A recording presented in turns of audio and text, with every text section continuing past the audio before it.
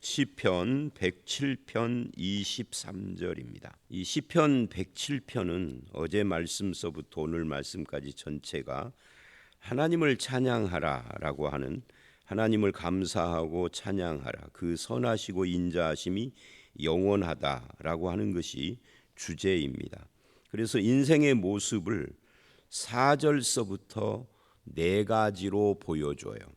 그 네 가지 인생의 모습 중에 첫 번째가 광야, 사막길에 대한 이야기가 4절로 9절에 나오고, 이 4절로 9절 말씀이 이제 첫 번째예요. 그 다음에 두 번째는 포로된 인생, 막힌 인생. 그러니까 앞이 안 보이고 포로가 된 것처럼, 또는 길이 막힌 것처럼, 그런 인생의 그 고난과 답답함과 이런 것들에 대한 이야기를 10절로 16절까지 이야기를 합니다. 그리고 이제 세 번째는 17절서부터 22절 고난에 대한 이야기를 합니다. 음식을 싫어하고 이 사망의 어떤 그 고난, 그런 것들을 지금 이야기를 합니다. 사망에 이르는 질병, 그러니까 인생의 고난들을 이야기를 한 거죠. 그리고 이제 오늘 말씀의 네 번째 인생의 모습, 바다로 비유한 인생이죠. 그러니까 광야로 비유한 인생이 첫 번째고, 포로된 인생이 두 번째고, 그 다음에 고난 중에 있는 인생의 세 번째라고 하면, 여기는 바다로 비유된 인생이다라고 할 수 있는데, 이 광풍을 만난 것 같은 그런 삶을 이야기를 하고 있습니다. 그래서 23절을 보면 갑자기 뭐 배들을 바다에 띄우며 하고, 그러니까 이런 경우에는 이게 지금 무슨 말을 하려고 하는가 앞뒤 문맥이 잘 안 보여요. 그래서 조금 더 크게 넓게 이 본문을 봐야 하죠. 어제 성경 공부 끝나고 질문을 하라고 그랬더니 어떤 분이 이 광야를 만난 인생에 대해서 질문을 해. 이게 무슨 뜻이냐 하고 6절 7절이 어떤 뜻인가 하고, 그래서 제가 이렇게 대답을 했어요. 이스라엘이 광야를 거쳐서 가나안에 이르게 되는 것처럼, 그렇게 광야 같은 인생이 방황하고 그러는데, 그런 인생을 인도해서 거주할 성읍, 이스라엘이 거주할 성읍을 자기가 지은 게 아니잖아요. 이미 지어진 성을 얻은 거죠. 하나님이 주셨다. 그래서 그런 것을 보면서 하나님을 찬송하라, 하나님의 인자하심이 영원하다, 이런 말씀이다라고 했는데, 오늘 이 23절로 32절도 마찬가지예요. 이렇게 갑자기 뭐 바다, 큰 물 이런 이야기를 하는데, 24절 여호와께서 행하신 일들과 그의 기이한 일들을 깊은 바다의 소리가 본다. 이 깊은 바다라는 것은 바닷속 깊은 걸 말하는 것이 아니라 저 먼 바다, 이런 의미이겠죠. 어떻게 그 여호와의 일하심을 보느냐. 25절 여호와께서 명령하신즉 광풍이 일어나 물결을 일으킨다. 그러니까 인생이 바다라고 하면 항상 잔잔한 것은 아니다 하는 거예요. 때로는 내 인생이라는 바다에 광풍이 불기도 한다. 물결이 일어나기도 하고, 그러다가도 또 잔잔해지기도 하고. 근데 그것을 하시는 분이 누구냐? 하나님이다 라는 것을 지금 시인이 깨달았다 하는 거예요. 이런 인생의 경험은 직접 경험해야 아는 거죠. 근데 이제 문제는 뭐냐면, 실제로 인생에 광풍이 불었을 때 그것이 하나님이 하시는 것이다 라는 것을 우리가 평안할 때는 그렇구나 하고 아멘, 내 인생의 모든 것을 잔잔할 때나 광풍이 불 때나 하나님의 손길이야 라고 쉽게 받아들여. 뭐 이거 쉽다는 표현이 좀 그렇지만 이해가 된다 그 말이죠. 근데 실제로 내가 인생의 광풍을 만나면 이해가 안 되는 거예요. 어째서 이렇게 되는 거죠? 어째서 나에게 이런 시련을 주십니까? 라고요. 그래서 이제 이런 시련을 만나면 그때 여기에도 하나님의 뜻이 있다. 내가 당장은 모르지만 그런 것을 알게 하려고 하나님께서 이런 시편 기자들을 통해서 인생에 대해서 지금 믿음의 시각으로 어떻게 봐야 하는가를 우리에게 보여주는 거죠. 지금 우리가 평안할지라도 인생이라는 것은 항상 평안한 건 아니잖아요. 높은 산이 있으면 내려가는 길이 있고 평탄한 길이 있으면 또 깊은 골짜기를 갈 때도 있고 시편 23편이 말하는 것처럼 그럴 때 우리는 하나님을 기억하고 하나님의 말씀을 붙잡아야 된다. 근데 이제 그런 그 하나님이 명령하신 광풍과 물결이 내 인생에 부딪혀 올 때에 26절로 28절 영혼이 녹는다는 거죠. 영혼이 녹는다는 이 표현을 보십시오. 영혼이 어떻게 녹겠어요? 시편의 언어는 시적인 거죠. 그러니까 갑자기 지금 인생 이야기하다가 이단 이야기를 해서 좀 미안한데 이단들은 시는 시로 읽고 지혜는 지혜로 읽고 역사는 역사로 읽어야 할 것을 몽땅 다 비유로 읽는 그게 신천지잖아요. 그러니까 이게 국어가 잘못된 거죠. 근데 거기에 그 유혹에 넘어가는 사람들이 대졸자들이란 말이죠. 그러니까 우리나라의 교육이 뭐 문제가 있어요. 국어가 좀 문제가 있는 거예요. 아니 시는 시로 읽어야지. 영혼이 어떻게 녹느냐 그래서 녹는다는 말은 하고 비유로 이것을 해석을 해서 이 녹는다가 뭐 예를 들면은 무슨 철이 녹는다 뭐 이런 것처럼 한다든지 아니면 녹는다는 이런 뜻이다라고 그냥 일률적으로 성경에 있는 녹는다는 다 이거다 라고 해버리면은 예를 들어서 베드로후서 3장 같은데 불에 타서 녹는다는 표현이 있잖아요. 그것도 이거하고 같은 표현이다 해버리면 이게 문제가 있는. 그런데 신천지는 그렇게 하잖아요. 갑자기 녹는다, 영원히 녹는다는 이 말을 읽을 때 설명하다가 신천지가 떠올라서 성경을 그렇게 읽으면 안 된다. 시는 시로 읽어야 된다. 그래서 이게 시적인 표현이에요. 영혼이 어떻게 녹겠어요? 영혼이 물질이 아닌데 영혼이 녹는다는 건 뭐예요? 이런 거죠. 이 고통이 너무 심해서 마치 내 인생이 내 인생이 녹아내리는 것 같은 엄청난 그 고통을 느끼는 상태를 녹는다 이렇게 지금 표현을 한 거예요. 또 취한 자 같이 비틀거린다. 이것도 참 인생에 광풍이 올 때 취한 자처럼 혼란스러워. 도대체 하나님의 뜻이 어디 있는가? 아니 하나님의 뜻보다도 하나님은 내가 그동안 믿어왔던 하나님은 계시기는 한가 하고 혼란스러워지고 비틀거리고 넘어지고 막 이런다는 거죠.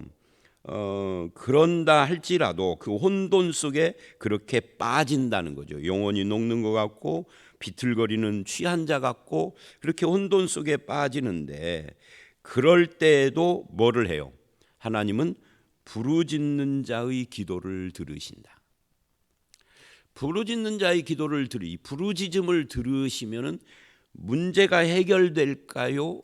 아니면은 다른 어떤 문제가 해결되기도 하고 어떤 때는 우리가 부르짖을 때 문제가 해결되지 않고 깨달음을 주시기도 하고 이해를 시키기도 하고 이해는 안 되는데 마음이 편안해질 수도 있고 하여튼 그 응답의 방법은 여러 가지가 있습니다. 그거는 뭐 우리가 응답의 방법을 이렇게 뭐 우리 성경 공부할 때 같은 거 할 때는 5가지, 6가지 이렇게 요약해서 말하지만 인생이라는 것이 5가지, 6가지가 아니어서 응답이 60가지, 600가지일 수도 있어요. 사람마다 다 다른 거죠. 그러나 일단 부르짖음에 이 부르짖는 것이 중요하다. 즉 기도한다. 하나님을 향하는 것이 중요하다 그 말이에요. 그래서 그것을 통하여서 그 고통 때문에 부르짖을 때 그가 그들의 고통에서 그들을 인도하여 내시고 하나님께서 역사하신다는 거죠. 광풍을 고요하게 하사 물결도 잔잔하게 하시는도다. 그래서 하나님이 어떤 분인가를 알아가게 하신다, 그런 이야기예요. 이게 참 쉬운 문제는 아니죠. 실제로 이게 설명을 하는 것과 내가 그런 인생의 광풍을 만났을 때 현실과는 차이가 많은 거예요. 그러나 일단 우리가 평안할 때 이런 걸 생각하는 것이 중요해요. 그래야 고난을 만났을 때 이기는 힘이, 말하자면 근육이 생기는 거죠. 여러분, 선수들이 게임을 안 할 때도 끊임없이 몸을 움직이고 게임하듯이 뭔가를 하는 것은 진짜 게임을 할 때 잘하려고 근육이 생겨요. 그래서 뭐 축구를 잘하려면 축구를 잘하는 근육이 발달돼야 하는데, 저처럼 목사는, 이제 목사들 중에서 축구 좋아해서 맨날 하는 사람이 있지만 저는 안 한다는 걸 여러분이 잘 아시니까, 그냥 그쪽 근육이 발달 안 된 사람은 갑자기 어느 날 축구를 한 게임을 하면 그 다음 날 걷는데 어그적거린단 말이죠. 그런데 평상시에 계속 그쪽 근육을 사용을 하면 축구를 하루 종일 해도 그 다음 날 멀쩡한 거잖아요. 그러니까 우리가 성경을 통하여서 인생의 광풍을 만난 사람은 직접 교훈이 되고, 그것이 없는 사람은 근육을 키우는 거예요. 참, 여러분에게 이런 말을 새벽에 해야 할까 하고 망설이는데 어차피 오늘 아침에 이제 문자가 갈 거니까 말씀을 드려야 되겠죠. 어제 저녁에 새벽 한 1시 몇 분에 갑자기 전화가 왔어요. 2번 전화를 받았는데 두 번째 전화는 2시가 조금 넘었고, 근데 어떤 전화가 왔느냐면 이거 말해야 되겠죠. 지금 하연주 집사님에게서 전화가 왔어요. 그러니까 이제 사람이 어려운 일을 당하면 눈물도 안 나오잖아요. 아주 차분한 목소리로 웬일이냐, 근데 이 1시 몇 분에 전화 올 리가 없는데, 목사님, 최정용 집사가 죽었어요. 그 운전하잖아요, 화물차. 경북 문경에서 휴게소에서 발견이 됐대요. 심장마비인 것 같다고 운전대를 잡고 휴게소에서. 그래서 이제 우리가 같이 지금 경찰에서 오라고 연락이 왔는데요, 어떻게 해야 돼요? 그래. 그래서 이제 우리가 같이 갈까 하고 있는데 조금 한 10분쯤 있다가 다시 전화가 와서 이제 권사님이 연락을 해서 그 둘째 아들이 형수를 모시고 간다고. 그래서 아침에 이제 도착을 해서 일 처리를 하면서 다시 연락을 해달라라고 하고 끊었는데, 뭐 잠이 오나요 그때부터? 그냥 뭐 눈만 감고 누워가지고 이리 뒤척 저리 뒤척 하다가 지금 나왔습니다마는, 지금 이 자리에도 뭐 그 젊은 자녀를 먼저 보내신 분도 계시기는 하지만, 인생이 이런, 이게 이제 본문이 말하는 광풍 같은 것이 불어온 거죠. 도대체 어째서 우리 인생에 이런 것이 오는가? 우리는 이 사건 같은 것들이 받아들이기는 해도 몇십 년이 지나도 이해는 안 돼요. 이해하는 것과 받아들이는 건 다른 거예요. 근데 성경에서는 그런 일들이 우리 인생에게는 없다가 아니라 있다고 한다고요. 하나님을 믿어도. 다만 믿는 사람은 그럴 때 그 고통 때문에 여호와께 부르짖는다는 거죠. 그러면 하나님께서는 이미 분 광풍이 없어지는 건 아니에요. 나를 인도하신다. 후에는 내 마음을 잔잔케 하시겠지만 사건이 일어난 것이 취소되는 건 아니잖아요. 그래서 그런 이야기입니다. 오늘 말씀이 딱 그걸 설명하는 것 같은 말씀이라, 사실은 이게 이런 말씀이 아니면 다 새벽 이 본문 설명 끝나고 광고할 때 좀 기도 부탁한다라고 광고를 할까 하다가 이 광풍 이야기를 하면서 지금 보니까 딱 그 상황이에요. 근데 이건 어떤 사람에게라도 이런 광풍이 몰아칠 수 있다. 예를 들면 저도 10살의 아버지가 갑자기 전혀 예상치 못하게 돌아가셨거든요. 엄청난 광풍이죠. 그런데 되돌아보면은 그때 아버지가 돌아가심으로써 남한 교회를 다녔는데 온 가족이 다 예수를 믿게 됐어. 어머니와 동생들과 다. 지금까지도 우리 형제들이 다 예수를 믿는 것은 그때부터예요. 그러니까 이 인생의 광풍과 고난이 그냥 어려움을 주는 걸로만 끝나는 건 아니다. 당장에는 고통과 어려움만 주지만 인생을 길게 볼 때는 거기서도 하나님은 뭔가를 일하시고 계신다. 그래서 우리는 그분에게 기도하는 것이죠. 그걸 지금 보여주는 거예요. 그래서 후에는 어떻게 해요? 광풍도 고요하게 하시고 물결도 잔잔하게 하시고 평온을 주셔서 기뻐하는 중에 여호와께서 그들이 바라는 항구로 인도하신다. 이 문단의 마지막 말씀들은 은혜스러운 말씀들이죠. 그러나 이런 일을 당한 사람의 입장에서는 아니 우리가 바라는 항구로 가고 뭐 평온을 주고 하는 거 안 해도 좋으니까 광풍 안 불게 해주세요. 우리는 그런 마음이죠, 사실은.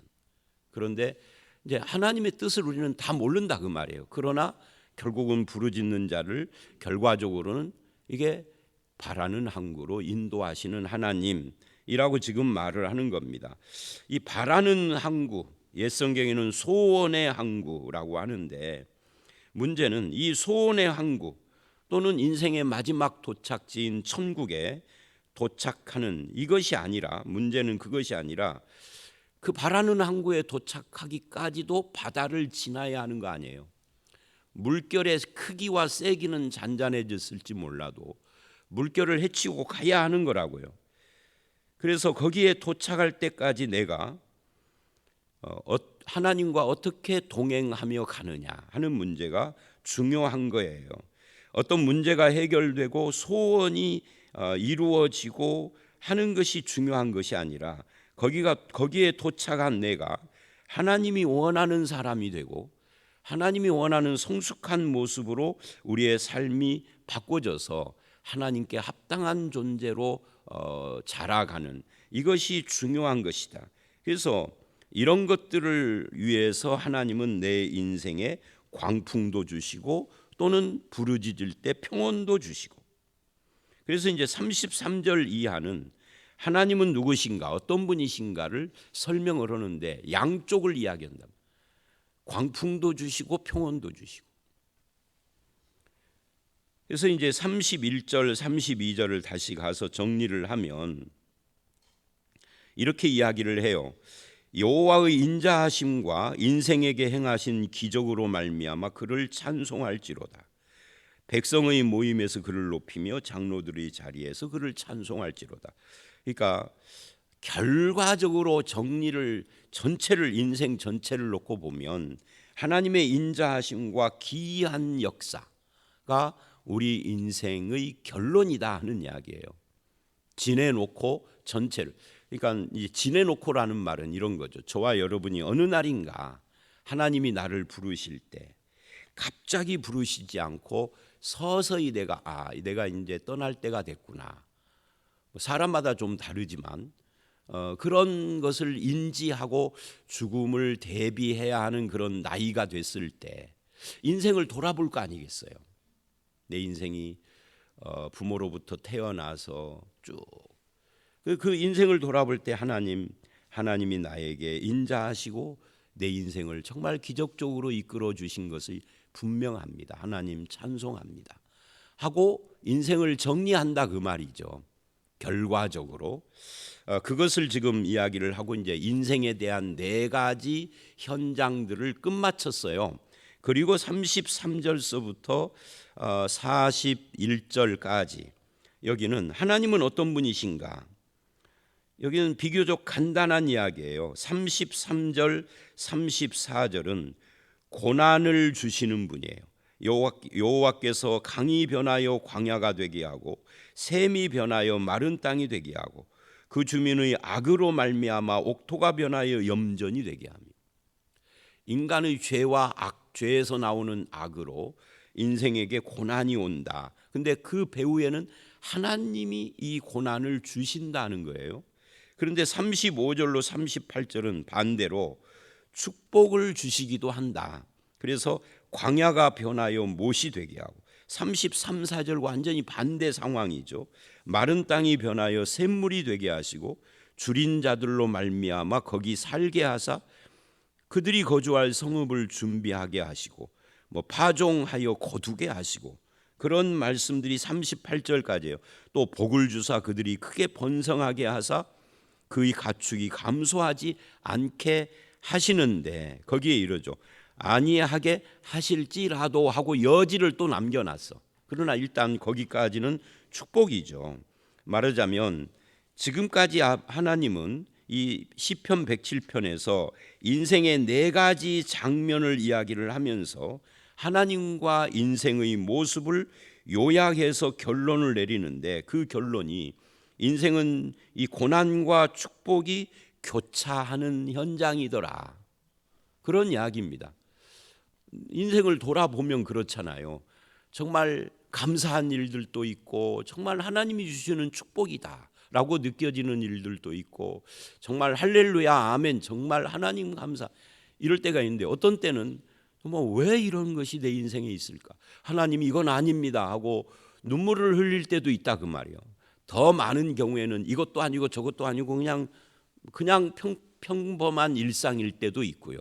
그러니까 고난과 축복이 교차하는데 이것이 뭐냐, 하나님이 우리 인생을 이끌어 가시는 방법이다 하는 거예요. 우리 입장에서는 희비 쌍곡선이 아니라 기쁨만 계속되면 좋겠죠. 근데 그런 인생은 존재하지 않습니다. 그 언젠가 이재용 삼성 회장이 감옥에 갔다 나오고 기자회견을 하는데, 그 실천할지는 몰라도 그러더라고요. 자기 자식에게 삼성 안 물려주고 싶다고 그러더라고요. 그러니까 그 말은 재벌 회장인데 우리 같으면 그러잖아요. 부럽잖아요. 내 자식 대대로 자손 대대로 망하지 않는 한 물려주고 싶죠. 근데 우리가 모르는 애환이 있는 거죠. 정부나 이런 권력자들하고의 관계에서도 그렇고, 얼마나 힘들면 그 말을 하겠어요. 실천하고 말고를 떠나서. 그러니까 인생은 우리가 아무리 저 사람 정말 부럽다, 돈도 많고, 그래도 희비 쌍곡선이 있다는 거예요. 그리고 그것이 인생을 경영하시는 하나님의 방법이다. 믿는 사람도 똑같다는 거죠. 믿는 사람에게도. 그런데 하나님은 그런 인생 가운데 또 하나의 이 변수를 주시는데, 그게 뭐냐면 역전을 허락하시는 거예요. 그게 이 본문 33절 이하의 말씀 중에 포함되어 있는 겁니다. 여러분, 천국은 역전이 있어요, 없어요? 천국은 역전이 없어요. 왜냐하면 천국을 표현을 할 때 우리는 항상 영원한 천국이라, 영원한이라는 것은 시간적인 표현이기도 하지만 거기는 모든 것이 영원한 거예요. 역전이 아니에요. 이 땅에서만 역전이 가능해요. 천국에 간 사람은 소망이 있을까요, 없을까요? 천국은 소망이 필요 없는 거예요. 소망이 이루어진 곳인데, 소망이라는 말은 여기서만 필요한 거예요. 천국에 믿음이 필요할까요? 아니요. 이 세상을 살 때만 믿음이 필요하지, 천국에 가면 하나님을 얼굴과 얼굴로 보는데 뭔 믿음이 필요해. 그래서 믿음, 소망, 사랑 중에 영원한 것은 사랑이다 그러잖아요. 그래서 그러는 거예요.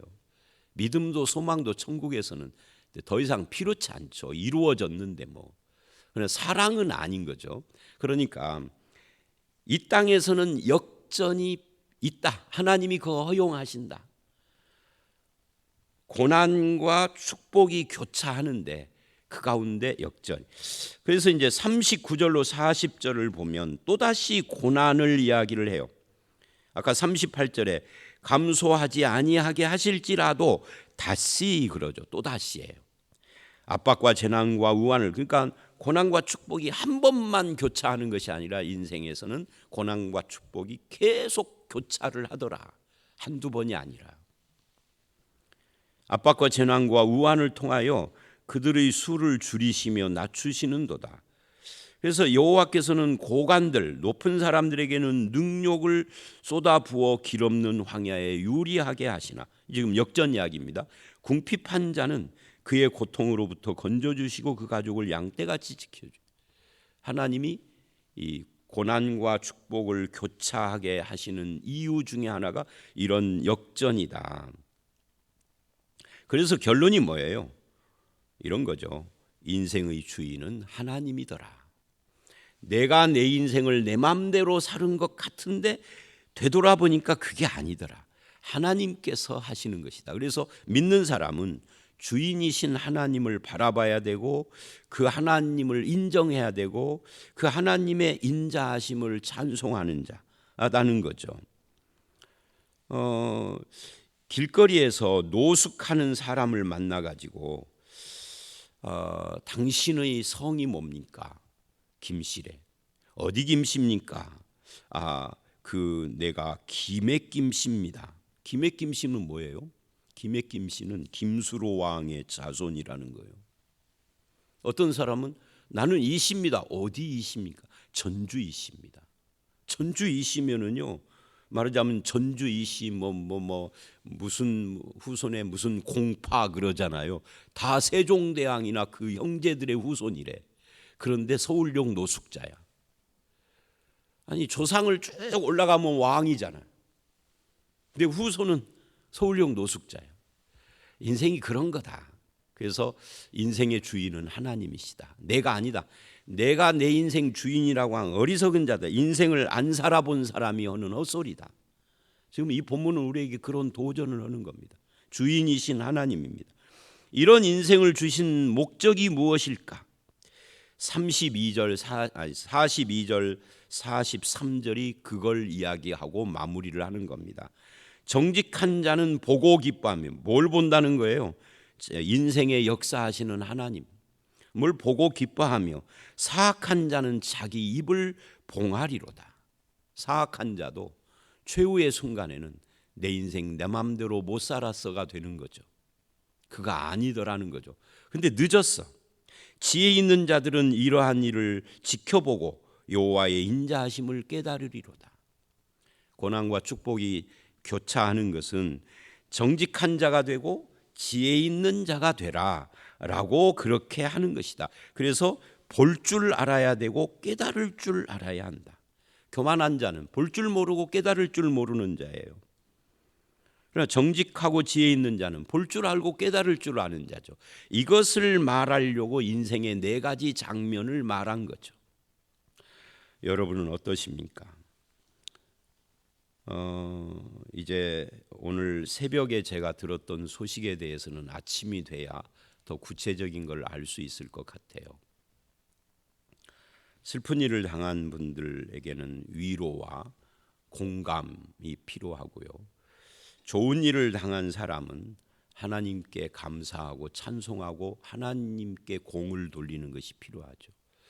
그러나 슬픈 일을 당했다고 과도히 절망해서도 안 되고, 좋은 일이 내 인생에 있다고 한없이 자랑하며 교만해서도 안 되는 것은, 그게 바로 정직한 자, 지혜 있는 자, 자기 인생에 좋은 일을 바라보면서도 깨닫고 보고 깨달아야 되고, 어려운 일을 당할 때도 보고 깨달음이 있어야 된다 하는 것을 말하고 있습니다.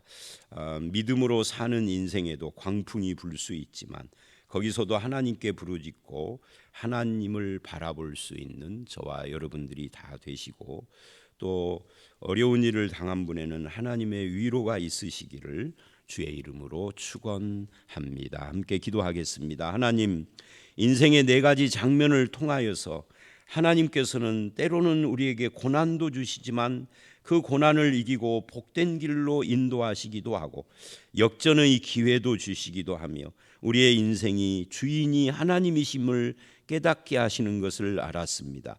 우리가 정직한 자, 지혜로운 자, 믿음 있는 자가 돼서 내 인생의 모든 장면들을 통하여서 하나님의 뜻을 보고 깨달을 줄 아는 그런 지혜롭고 믿음 있는 성도가 되게 하시며, 교만하게 마시고 절망하지도 않게 하시고, 위로가 필요한 사람에게 위로를 주시고, 겸손이 필요한 자에게 하나님의 그 전능하심과 뜻을 깨달을 수 있도록 인도해 주시옵소서.